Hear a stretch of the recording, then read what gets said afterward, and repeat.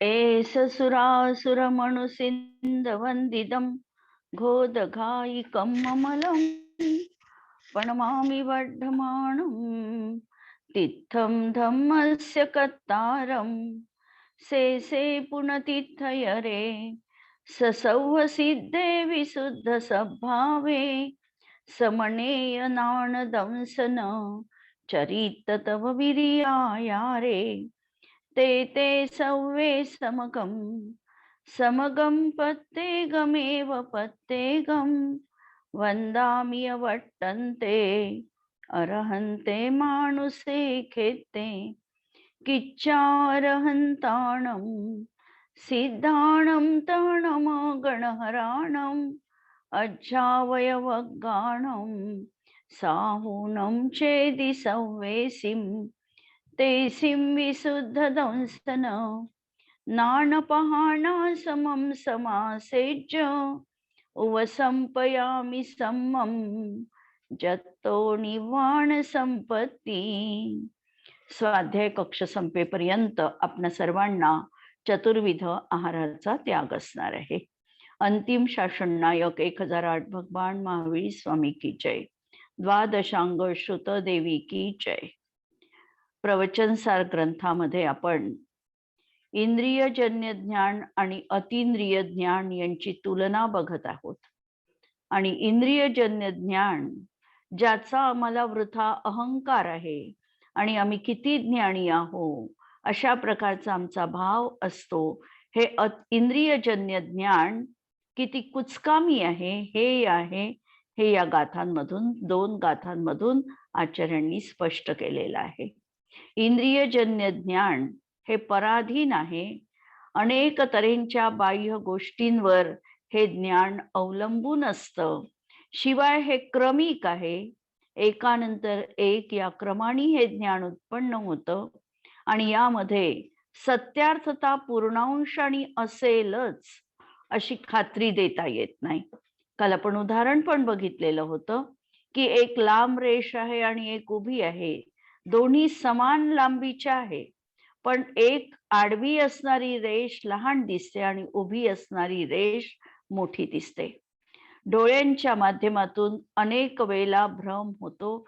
स्पर्शनेंद्रियजन्य ज्ञान जे आहे ते देखील भ्रम उत्पन्न करतं। म्हणजे इंद्रियजन्य ज्ञान बऱ्याच वेळेला भ्रमाला निर्माण करतं। जग आपण सर्वांच्या परिचित उदाहरण, जर बिस्किट खाल्ला आणि त्यानंतर आम्ही गोड पदार्थ चहा सारखा घेतला तर आम्हाला चहा फिका लागतो। म्हणजे इंद्रियजन्य ज्ञान अशा प्रकारचं अगदी तंतोतंत खरं आहे असं आम्हाला म्हणता येत नाही। यालाच त्या ठिकाणी म्हटलेलं आहे की इंद्रियजन्य ज्ञान हे कथनचित हेय आहे। या इंद्रियजन्य ज्ञानाचा उपयोग जर आम्ही स्वसंवेदन ज्ञानाच्या प्राप्तीकडे करून घेतला, म्हणजे याची रुची सोडून जेव्हा आम्ही आत्मिक शक्तीची रुची उत्पन्न करू त्यावेळेला आमच्या ज्ञानाचा विकास जीवनात संभवनीय आहे। या तऱ्हेच्या गाथा आणि काल 41 नंबरची गाथा आपण वाचली, परत वाचून त्याचं स्पष्टीकरण बघू। गाथा क्रमांक 41। अपदेशं सपदेशं मुत्तममुत्तं च पज्जयमजादं पलयं गयं च जाणदी तं नानमदिंदियं भणियं। जे ज्ञान अपदेश आणि सपदेश, अप्रदेशी याचा अर्थ एक प्रदेशी असलेलं द्रव्य, आणि परमाणु आणि कालाणु एक प्रदेशी द्रव्य आहे, परंतु तरीही फक्त कालाणूला एक प्रदेशी द्रव्य म्हटल्या जातं आणि परमाणूला उपचाराने बहुप्रदेशीपणा संभवनीय असल्यामुळे त्याला पंचास्तिकायामध्ये टाकलेलं आहे, म्हणून ते उपचाराने बहुप्रदेशी पण असणार आहे। नंतर मूर्त आणि अमूर्त द्रव्य, या द्रव्याच्या अपेक्षेने जर विभाजन केलं तर एकच द्रव्य फक्त मूर्तिक आहे, पुद्गल द्रव्य, आणि मूर्तिकाची व्याख्या डोळ्यांनी दिसतं ती मूर्तिकी नसून ज्यामध्ये स्पर्श रस गंध वर्ण आहे त्याला मूर्तिक म्हणायचं. आणि या मूर्तिकाच्या बाबतीमध्ये काही स्कंध हे चाक्षुष असतात आणि काही अचाक्षुष असतात. आमच्या इंद्रियजन्य ज्ञानाने अनेक स्कंध मोठ्या प्रमाणात असंख्यात प्रदेशांचा असला तरी, अनंत परमाणूंचा असला तरी देखील आमच्या इंद्रियजन्य ज्ञानाने तो ज्ञात होत नाही. जसं आम्ही काल बघितलं की कारमान वर्गणा आम्हाला डोळ्यांनी दिसत नाही. भाषा वर्गणा आम्ही पकडू शकतो पण डोळ्यांनी दिसत नाही. हवेचा अनुभव घेऊ शकतो पण ती पण आम्हाला डोळ्यांनी दिसत नाही. अनेक तऱ्हेचे असे स्कंध आहे की जे चाक्षुष नाही, डोळ्यांनी ग्रहण करता येत नाही. म्हणून मूर्तिक द्रव्य आणि अमूर्तिक द्रव्य आणि अमूर्तिक द्रव्यांमध्ये पुद्गल सोडून बाकीची 5 द्रव्य अमूर्तिक आहे. जीव द्रव्य देखील अमूर्तिक आहे. त्यामुळे जीव द्रव्यामध्ये देखील स्पर्श रस गंध वर्ण हे गुण नाही. आम्ही प्रार्थना म्हणताना मैं अरस अरूपी अगंध अशा स्वभावाचा मी आहे, ही आपण त्या ठिकाणी प्रार्थनेत स्वतःचं स्वरूप आपण मानतो म्हणजे ते तसंच आहे. म्हणून जीव द्रव्य अमूर्तिक आहे. नंतर धर्म अधर्म आकाश आणि काल ही सर्वच्या सर्व द्रव्य अमूर्तिक आहे. म्हणजे केवळ पुद्गल द्रव्यच मूर्तिक आहे आणि बाकीची 5 द्रव्य अमूर्तिक आहे.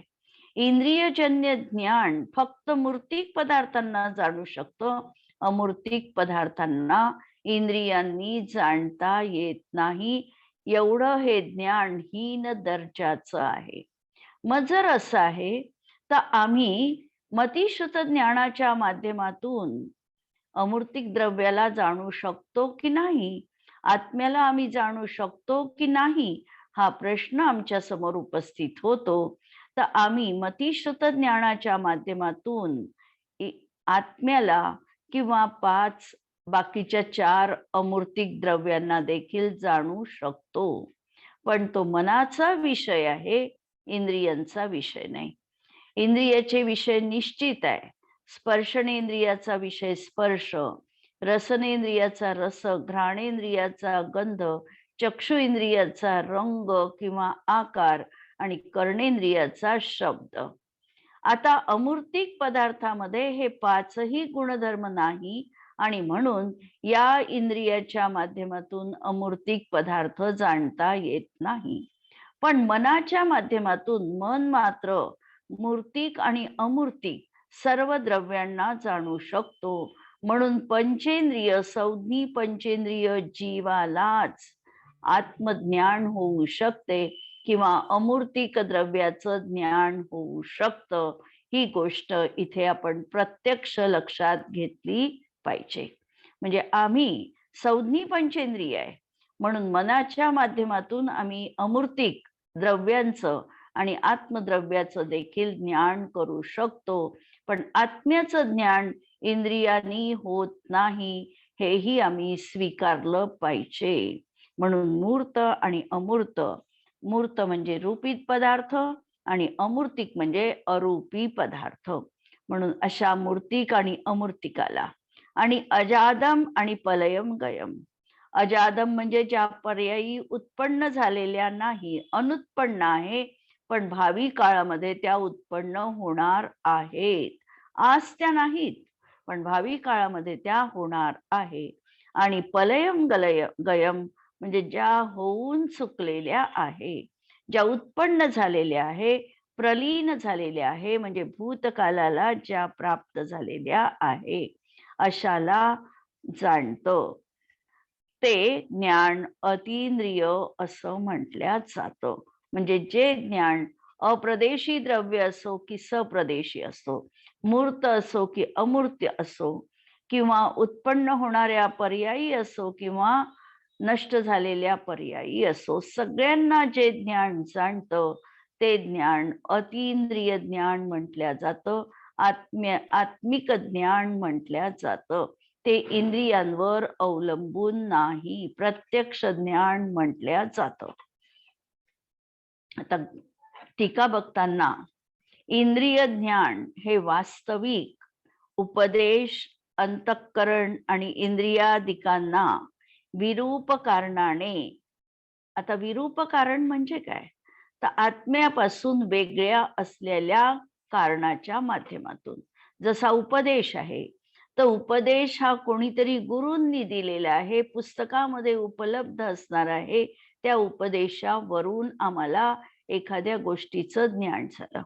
नंतर अंतःकरण मनाच्या माध्यमातून त्याची प्राप्ती झाली. इंद्रियांच्या माध्यमातून त्या ज्ञानाची आम्हाला प्राप्ती झाली. तर अशा विरूपपणाने आणि उपलब्धी म्हणजे क्षयोक्षम आणि संस्कार यदिकांना अंतरंग स्वरूप कारणाने ग्रहण करून प्रवृत्त होते. याचा अर्थ आमचं जे मतिज्ञान आणि श्रुतज्ञान आहे, याला त्या त्या कर्माच्या ज्ञानावरणाचा क्षयोक्षम अपेक्षित आहे. हे अंतरंग निमित्त कारण आहे. जसं आम्ही मतिज्ञानाची व्याख्या करताना मतिज्ञानावरण कर्माचा क्षयोक्षम असताना ही पहिली कंडिशन अट त्या ठिकाणी आम्ही टाकलेली आहे, कारण हे अंतरंग कारण आहे. त्याशिवाय मतिज्ञानाची प्राप्ती होत नाही. ज्ञान जीवाचा स्वभाव आहे, पण यावर ज्ञानावरण कर्माचं आवरण असल्यामुळे त्याचा जेवढा क्षयोक्षम असेल, त्याचा जेवढा अनावरण असेल, त्या रूपाने ज्ञानाची प्राप्ती असणार आहे. आणि जेवढा ज्ञानावरण कर्माचा उदय असेल, त्या अनुषंगाने ज्ञान आम्हाला प्राप्त होणार नाही. जर आम्ही थोडं याच्यामध्ये सूक्ष्म दृष्टीने बघितलं, तर समजा एकेंद्रिय जीव आहे. एक इंद्रिय जीवांना फक्त एकेंद्रियाच्या माध्यमातून होणाऱ्या ज्ञानावरण कर्माचाच क्षयोक्षम असणार आहे. बाकीच्या द्विनिंद्रिय, तीन इंद्रिय आदी इंद्रियांनी होणाऱ्या ज्ञानाचा त्यांना उदय आहे. त्यामुळे आणि उदय आहे तोही सर्वघाती स्पर्धकांचा असणार आहे. म्हणून त्यांना त्या इंद्रियाची इंद्रियजन्य ज्ञानाची यत्किंचितही प्राप्ती नाही. प्रत्येक वेळेला अशा तऱ्हेने ज्ञान स्वभाव आहे, पण तरी देखील कर्म सापेक्ष त्याचं कथन लावावं लागतं. हे उपचरित कथन असलं तरी आम्हाला समजण्यासाठी ते तशा प्रकारे अपेक्षेने बघावं लागेल. म्हणून आमचं ज्ञान जे आहे हे क्षयोक्षमावर अवलंबून आहे. नंतर पूर्वबद्ध कर्माचा जसा काही संस्कार असेल, जी काही परिणती असेल, त्यानुसार ते आमचं ज्ञान होणार आहे. आणि नुसतं अंतरंग कारण पुरेसं नाही, अंतरंग कारणासोबत प्रकाश लागेल, साधनाची उपलब्धता लागेल, मन लागेल, इंद्रिय लागेल, हे देखील अपेक्षित असणार आहे. तेव्हा कुठे ज्ञानाची आम्हाला प्राप्ती जीवनात आहे. अशा तऱ्हेचं आमचं इंद्रियजन्य ज्ञान हे पराधीन आहे, अनेक गोष्टींवर अवलंबून आहे. पहिली ही गोष्ट आपण 2 वाक्यातनं समजलो. तसेच प्रवर्तमान असताना म्हणजे हे ज्ञान जाणवत असताना स्थूलग्राही असल्यामुळे स्थूल वस्तूंनाच जाणतात. जसं काल आपण उदाहरण बघितलं की अगदी आवाज ऐकायचा असेल तर ती आमची कर्णेंद्रियाची आवाजाला ग्रहण करण्याची जी क्षमता आहे, तेवढ्या डेसिबलचा आवाजच आम्ही ऐकू शकतो. त्याच्यापेक्षा जर सूक्ष्म ध्वनी असेल तर तो ध्वनी आम्ही कानांच्या माध्यमातून श्रवण करू शकत नाही. चक्षु इंद्रियाची जेवढी मर्यादा असेल, त्या मर्यादेच्या पलीकडे चक्षु इंद्रियांनी ज्ञान होत नाही. चक्षु इंद्रियाची मर्यादा बघताना एक आपल्या पुराणामध्ये उदाहरण आपल्याला दिसतं की किती चक्षु इंद्रियाच्या माध्यमातून बघता येतं. तर भरत चक्रवर्तींनी आपल्या महालाच्या 7व्या मजल्यात उभे असताना रथ सप्तमीच्या दिवशी ज्या वेळेला सूर्याचं विमान हे त्यांच्या अँगलनी व्यवस्थितरित्या असतं, त्यावेळेला भरत चक्रवर्तींनी त्यामधल्या असलेल्या अकृत्रिम चैत्यालयाचं दर्शन घेतलेलं आहे. आणि भरत चक्रवर्तींनी उगवत्या सूर्याला त्या म्हणजे बिंबाला म्हणजे चैत्यालयातील प्रतिमांना वंदन केलं. आणि हे पाहून प्रघात पुढे हा पडला की उगवत्या सूर्याला नमस्कार करण्याची प्रथा सुरू झाली. वास्तविकतः तो एकच दिवस असा आहे की ज्या वेळेला डोळ्याच्या कक्षेमध्ये ते सूर्यविमानातलं जिनबिंब आलं, म्हणजे त्यांची कक्षा साधल्या गेली, तर चक्षु इंद्रियाचा विषय 63 शलाका पुरुषांच्या बाबतीत एवढा अधिक असू शकतो, पण बाकी सर्वसामान्यांच्या जीवनात एवढ्या अधिक विषयाला ते जाणू शकत नाही. अर्थात वृद्धी प्राप्त मुनींना अशा प्रकारचं ज्ञान संभवनीय आहे. पण तो विचार इथे थोडा गौण ठेवून सर्वसाधारणतः इंद्रियजन्य ज्ञानाची जी विशिष्ट मर्यादा आहे, त्या मर्यादेच्या पलीकडे हा जाणू शकत नाही. आणि म्हणून स्थूल पदार्थांना हा जाणतो, अतिसूक्ष्म किंवा सूक्ष्म अशा पदार्थांना हा जाणू शकत नाही. म्हणून पहिल्यांदा सांगितलं स्थूलग्राही असं हे इंद्रियजन्य ज्ञान आहे. नंतर केवळ सप्रदेशी वस्तूंचा निर्णय करतो, ज्याच्यामध्ये बहुप्रदेश आहे त्याचा निर्णय इंद्रियजन्य ज्ञानाने होतो. आणि बहुप्रदेशीपणा हा बाकीच्याही द्रव्यात असला तरी इंद्रियांच्या माध्यमातून केवळ पुद्गल द्रव्याचा निर्णय केला जातो, आणि तेही बहुप्रदेशी असलेल्या अशा स्कंधाचा निर्णय केला जातो. जसं आम्ही टेबल, पुस्तक, फोन आदी अनेक वस्तू बघतो, या सगळ्या वस्तू प्रदेशवान आहे, सप्रदेशी आहे. अप्रदेशी परमाणूचं ज्ञान आम्हाला इंद्रियांनी होऊ शकत नाही, म्हणून सप्रदेशी वस्तूंचा निर्णय करतं, अप्रदेशीचा नाही. अशा प्रकारचा विषय निबंधाचा नियम असल्यामुळे विषयाचा निबंध मतिश्रुतयोर निबंधो याचा अर्थ त्या प्रकारे कशा प्रकारे ज्ञान होणार तो विषय प्रतिपादन करणं. म्हणून मतिश्रुतयोर निबंधो द्रव्येष्व सर्व पर्यायेषु. तत्वार्थ सूत्रात हे सूत्र ठेवलं की मतिश्रुत ज्ञानाच्या माध्यमातून द्रव्येषु म्हणजे साही द्रव्यांना आम्ही जाणू शकतो, पण असर्व पर्यायेषु त्याच्या काहीच पर्यायी ना हे ज्ञान जाणतं. म्हणजे प्रत्येक ज्ञानाच्या विषयाचा निबंध हा निश्चित आहे, नियम निश्चित आहे. म्हणून सर्व इंद्रियांच्या विषयरूपी द्रव्यालाच ते जाणतं, हा त्याचा नियम ठरलेला आहे. नंतर मूर्तालाच जाणतं, म्हणजे ज्यामध्ये स्पर्श रस गंध वर्ण आहे अशा पदार्थांनाच हे ज्ञान जाणतं. अमूर्त पदार्थाला हे ज्ञान जाणू शकत नाही. आणि आणखी महत्वाची कंडिशन विषय आणि विषयी. विषय याचा अर्थ पदार्थ आणि विषयी याचा अर्थ इंद्रिय.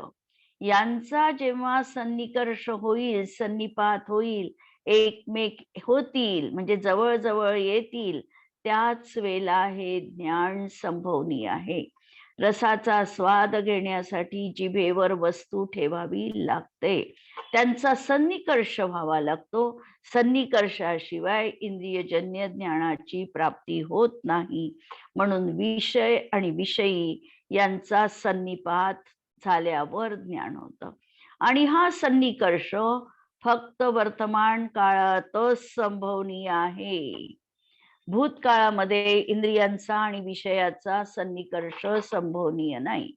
म्हणून ते ज्ञान केवळ वर्तमान काळालाच जाणतं, कारण वर्तमान काळी वस्तूंचाच इंद्रियांच्या माध्यमातून सन्निकर्ष होऊ शकतो. अतीत किंवा अनागताला हा इंद्रियजन्य ज्ञानाने जाणू शकत नाही. मग इंद्रियजन्य ज्ञानाने जाणू शकत नाही, मग कशाने जाणतो? तर इंद्रियाचे जे काही स्मृती आदी भेद सांगितलेले आहे मती ज्ञानाचे, मती स्मृती संज्ञा, तर या माध्यमातून तो काही भूतकाळातल्या गोष्टींना किंवा काही भावी काळामधल्या गोष्टींना अनुमानपूर्वक किंवा ज्ञात करून स्मृतीच्या माध्यमातून तो जाणू शकतो. पण प्रत्यक्ष इंद्रियाच्या माध्यमातून मात्र वर्तमान काळालाच हा जाणू शकतो, अशी याची नियती असणार आहे, अशी या इंद्रियांची भवितव्यता आहे. परंतु पुढे सांगतात, ज्याप्रमाणे पूर्णपणे प्रज्वलित अग्नीला नाना प्रकारचे असणारे इंधन हे दाह्यपणाचे उल्लंघन करत नसल्यामुळे दाह्यच आहे. याचा अर्थ की अनेक अग्नीमध्ये कोणतंही ज्या वेळेला आपण इंधन टाकलं तरी ते इंधन जळणार आहे, म्हणून ते दाह्यच असणार आहे. ते इंधन मग लाकडाचं असेल, कोळशाचं असेल, रॉकेलचं असेल, कशाचंही असेल, तरीही ते जाळण्याचं कार्य त्या ठिकाणी संपन्न होणार आहे, म्हणून त्याला दाह्य म्हटल्या जातं. त्याप्रमाणे निरावरण अतींद्रिय केवल ज्ञान रूपाने परिणत आत्म्याला, जे ज्ञान आता निरावरण रूपाचं आहे, म्हणजे ज्ञानावरण कर्माचा पूर्ण क्षय झाल्याने पूर्ण आत्मिक तेजाने ज्ञान विलसत आहे, असं निरावरण रूपाचं आहे. नंतर अतींद्रिय आहे, इंद्रियांवर ते अवलंबून नाही, सर्व आत्मप्रदेश द्वारा ज्ञानाची प्राप्ती होणार आहे, म्हणून अतींद्रिय अशा केवल ज्ञान रूपाने परिणत आत्म्याला अप्रदेशी सप्रदेशी कसंही असेल वस्तू, अप्रदेशी असेल तरीही किंवा सप्रदेशी असेल तरीही, मूर्त किंवा अमूर्त, वर्तमान भूत भावी सर्व पर्यायांसह ज्ञेयतेचे ते उल्लंघन करत नाही. याचा अर्थ काहीही ज्ञेय असेल तरी ते केवल ज्ञानाचा विषय बनतातच बनतात. म्हणून इंद्रियजन्य ज्ञान हे किती निमित्ताधीन आहे, हे किती दुसऱ्यांवर डिपेंड आहे, पराधीन आहे, हे या 2 गाथांमधून आम्हाला दाखवून दिलेलं आहे. आणि या अनुषंगाने आम्ही याचं परत सरळ अर्थकरण बघणार आहोत की या गाथेमध्ये अतींद्रिय ज्ञानाच्या उदात्ततेचे वर्णन केलेले आहे. इंद्रिय ज्ञान हे उपदेश, मन आणि इंद्रियांना कारणरूप बाह्य पदार्थांचा आश्रय घेऊन प्रवृत्त होतं. इंद्रिय जन्य ज्ञान निमित्ताचा आश्रय घेतं, म्हणजे निमित्त मिळालं नाही तर ही इंद्रियजन्य ज्ञान आम्हाला दिसत नाही, होत नाही असं नाही, पण ते दिसत नाही. जेव्हा हे ज्ञान होतं त्यावेळेला निमित्त त्या ठिकाणी आहे असा याचा संयोग आम्हाला दिसतो. म्हणून निमित्त ज्ञान, इंद्रियजन्य ज्ञान निमित्ताचा आश्रय घेतं. याशिवाय इंद्रियजन्य ज्ञान हे खंड खंड रूपाने जाणतं, खंड खंड रूपाने जाणतं. याचा अर्थ ज्या वेळेला स्पर्शाचं ज्ञान होतं त्यावेळेला रसाचं ज्ञान होत नाही. एका वेळी एकाच गुणाचं ज्ञान जीवाला होतं, म्हणून हे ज्ञान खंड खंड करून वस्तूला जाणतं. वास्तविकतः पुद्गलामध्ये स्पर्श रस गंध वर्ण युगपत विद्यमान आहे, पण ज्ञान होताना मात्र इंद्रियजन्य ज्ञान हे स्पर्शाला जाणत असताना रसाला जाणू शकत नाही, असं खंड खंड रूपाने हे ज्ञान जाणतं. आणि त्यातही एका वेळी एकाच इंद्रियाच्या माध्यमातून ते ज्ञान जाणत असतं. इंद्रियजन्य ज्ञान त्या त्या इंद्रियावरण कर्माचा क्षयोपक्षम असताना प्रवृत्त होतं. जसं आता आपण उदाहरण बघितलं की एकेंद्रिय जे आहे त्यांना एकेंद्रियावरण ज्ञानावरण कर्माचा क्षयोपक्षम आहे, पण बाकीच्या इंद्रियांनी होणाऱ्या ज्ञानाचा क्षयोक्षम त्यांना नाही. म्हणून त्यांना 2 इंद्रिय 3 इंद्रिय आदींनी होणार ज्ञान नाही. अशा तऱ्हेने किंवा आता आम्ही एखाद्या घटवस्तूला जाणतो आहे, तर त्यावेळी त्या घट ज्ञानावरण कर्माचा क्षयोक्षम आहे. बाकीच्या ज्ञानावरण कर्माचा क्षयोक्षम आम्हाला लब्धिरूप असणार आहे, उपयोगात्मक नाही. अशा तऱ्हेचं हे ज्ञान असणार आहे.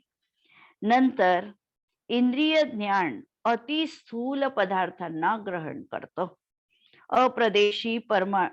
अप्रदेशी परमाणूला ग्रहण करत नाही. इंद्रिय ज्ञान मूर्तिक पदार्थांना जाणू शकतं, अमूर्तिकाला नाही. विषय आणि विषयी यांच्या सन्निकर्षात आणि वर्तमान काळाला जाणतं. अतींद्रिय ज्ञान पर कारणांवर अवलंबून नाही, म्हणून ते स्वाधीन आहे. सर्वांना जाणतं आणि त्रिकालवर्ती सर्व पदार्थांना आणि सर्व आत्मिक प्रदेशांनी आत्मिक क्षेत्रांनी ते जाणतं. असं हे अतींद्रिय ज्ञान परम उत्कृष्ट, निष्कलंक आणि उपादेय आहे. आणि म्हणून या ज्ञानाचा, या गाथेचा प्रयोग आमच्या जीवनात जर आम्हाला करायचा असेल तर इंद्रियजन्य ज्ञान आणि मानस ज्ञान सोडून, म्हणजे ज्ञान तर आम्ही याच माध्यमातून मिळविणार आहे, इंद्रियाच्या माध्यमातून किंवा मनाच्या माध्यमातून. पण हे उत्कृष्ट ज्ञान आहे, याच्यातच मला रममाण व्हायचं आहे, हे ज्ञान माझ्यासाठी सर्वोपकारी आहे, अशा प्रकारची बुद्धी सोडून याही पेक्षा अतींद्रिय ज्ञान मला जीवनात कसं प्राप्त करता येईल याविषयी आमचं चिंतन सुरू असलं पाहिजे. निरंतर चिंतन, की इंद्रियजन्य ज्ञान हे कुचकामी आहे, वेळेवर ते आम्हाला मदत करेलच असं नाही. म्हणून आम्हाला अतींद्रिय ज्ञानच जीवनात सर्वथा उपादेय आहे, हा भाव आमच्या जीवनात ठेवायला पाहिजे.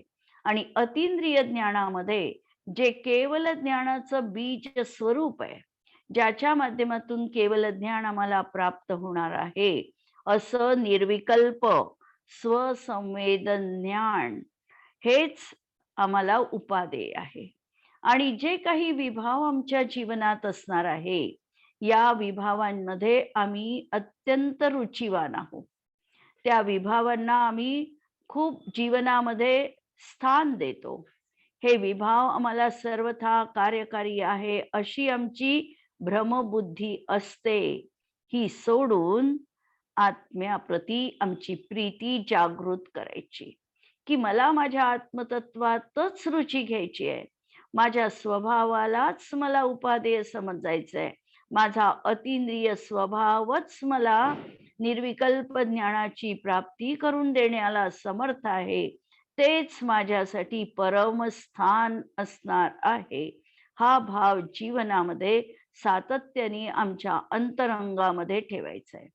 ज्ञान तर करणार आहोत आम्ही इंद्रियाच्या माध्यमातून, मनाच्या माध्यमातून, पण ज्या वेळेला इंद्रियांचं आणि मनाचं सर्वथा अवलंबन सुटेल, त्याच वेळेला आम्हाला आत्मिक ज्ञानाची प्राप्ती संभवनीय आहे. जोपर्यंत इंद्रिय ज्ञानात आम्हाला रुची आहे, एकानंतर एक मला जाणायचं आहे, हा आमचा जीवनात सातत्याने अट्टहास आहे, तोपर्यंत आम्हाला आत्मिक ज्ञानाची प्राप्ती किंवा केवल ज्ञानाचं बीज स्वरूप अशी निर्विकार स्वसंवेदन ज्ञानाची उपलब्धी जीवनात होऊ शकत नाही. म्हणून सातत्याने हा प्रयोग किंवा हा भाव आमच्या जीवनात आम्हाला ठेवायचा आहे. या गाथेनंतर आपण आता 42 नंबरच्या गाथेकडे वळणार आहोत. आणि या गाथेमध्ये या अतींद्रिय ज्ञानाने ज्ञेयार्थ परिणमन रूप क्रिया होत नाही.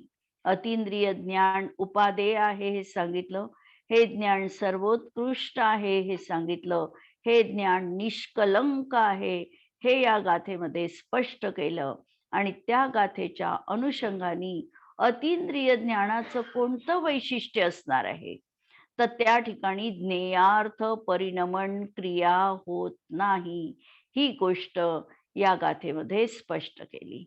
ही गाथा समजायची असेल तर सर्वप्रथम आम्हाला ज्ञेयार्थ परिणमन ही कल्पना समजून घ्यावी लागेल. ज्ञेयार्थ परिणमन प्रवचनसार मध्ये 3 शब्द आम्हाला मिळतात. ज्ञेयार्थ परिणमन, नंतर ज्ञप्ती परिवर्तन आणि ज्ञप्ती परिणमन. ज्ञेयार्थ परिणमन, ज्ञप्ती परिवर्तन आणि ज्ञप्ती परिणमन, 3 शब्द. आता पहिल्यांदा आम्हाला ज्ञेयार्थ परिवर्तन ही क्रिया समजायची आहे. आत्मा ज्ञानवान आहे. आत्मा स्व आणि पर यांना निरंतर जाणत असतो. स्वलाही जाणतो आणि परालाही जाणतो. परंतु स्वला हा जाणत आहे हे अनेक वेळा किंवा अनादी कालापासून याचं लक्ष त्याकडे कधीही गेलं नाही. हा मी परालाच जाणतो आहे अशा प्रकारचाच निरंतर भाव याच्या जीवनात राहिलेला आहे. आणि जोपर्यंत या पराला सोडून मी स्वला जाणतो, मी माझ्या स्वभावाला जाणतो, हा भाव जोपर्यंत जीवनात येत नाही,